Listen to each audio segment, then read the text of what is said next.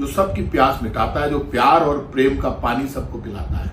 चाहे घर टूटा हो, चाहे फूटा हो, चाहे हवेली छोटी हो, चाहे खुद को खाने के लिए मिले या नहीं मिले, लेकिन सबकी सुनता है। जो दलित, शोषित, पीड़ित और जो सबसे पीछे खड़ा होकर दर्द के लिए पुकारता है, उसके दर्द को मिटाने के लिए निकलता है, खुद अपनी गर्दन कटवा लेता है, लेकिन गांव में चौराहे पर, चौक पर खड़ा होकर खुद मरने की ताकत रखता है।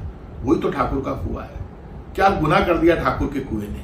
ठाकुर के कुएं ने सबसे बड़ा कुछ काम किया है तो देश के लिए, धरती के लिए, मां के लिए, स्वाभिमान के लिए, धर्म के लिए, सच्चाई के लिए हमेशा आगे बढ़कर अपनी गर्दन कटाने का काम किया। तो ऐसे में हम उसको गलत बताना चाहते हैं, जो हमेशा सबके लिए जीता है, सबके लिए मरता है, जो जाति और धर्म से ऊपर उठकर अपने गांव के लिए, अपने देश के लिए, अपनी मां बहन बेटी के सम्मान के लिए लड़ता और मरता है, वही तो ठाकुर का कुआं है।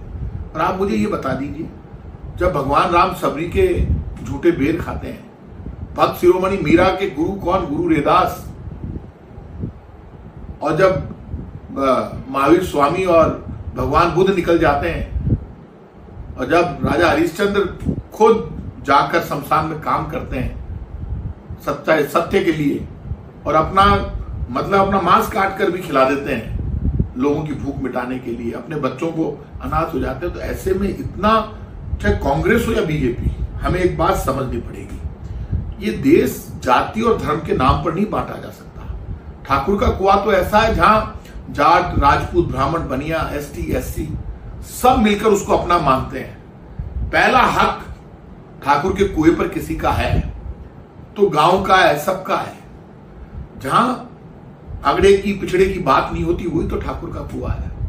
तो ऐसे में रणभूमि पर जो मर जाए, मिट जाए, जो आज भी ये कहे कि मैं रहूं या नहीं रहूं, मेरा देश रहना चाहिए, वही ठाकुर का कुआं है। लेकिन मैं सबसे हाथ जोड़कर विनती करूंगा, इस राजपूताना की धरती पर जहां बलिदान और शौर्य का इतिहास लिखा गया, जहां महाराणा प्रताप ने एक ही बात कही कि सब जाति धर्म को साथ में लेकर लड़ूंगा, मरूंगा, लेकिन झुकूंगा नहीं, तो उनकी सेना का सेनापति एक मुसलमान पठान हाकिम का सूरी बना, एक भामाशाह वैश्य समाज के व्यक्ति बने, एक पुंजा भीलों के सरदार बने, एक भामाशाह वैश्य समाज के बने, 4 सेनापति बने, और देश और धर्म की लड़ाई महाराणा प्रताप ने लड़ी।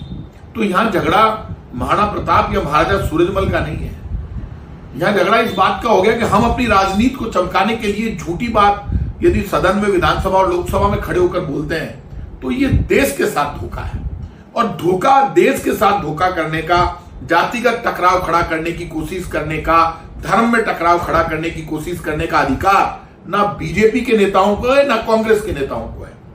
हम जातिगत मर्यादा हमें रखनी पड़ेगी। खाचरियावास की धरती के मिठोड़ी कुएं का पानी पूरा गांव पीता है, वहां ना कोई अगड़ा है ना पिछड़ा है।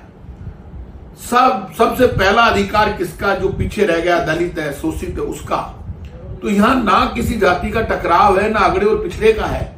यहां सिर्फ राजनीति चमकाने के लिए जो लोग गलत भाषा का प्रयोग कर रहे हैं, उनको समझ लेना चाहिए, ये राजस्थान की भाषा नहीं है, ये प्यार और प्रेम की भाषा नहीं है। इस भाषा से अलग निकलिए। हमारा प्यार और प्रेम बना रहना चाहिए। हमारा राजस्थान और हिंदुस्तान जातिगत टकराव से और धर्म के टकराव से ऊपर उठकर तिरंगे के लिए आगे बढ़ना चाहिए। इसलिए मैं सबसे कहूंगा, प्लीज रिक्वेस्ट है, ऐसे किसी को टारगेट मत करो। सबका सम्मान करना सबकी जिम्मेदारी है। जय हिंद।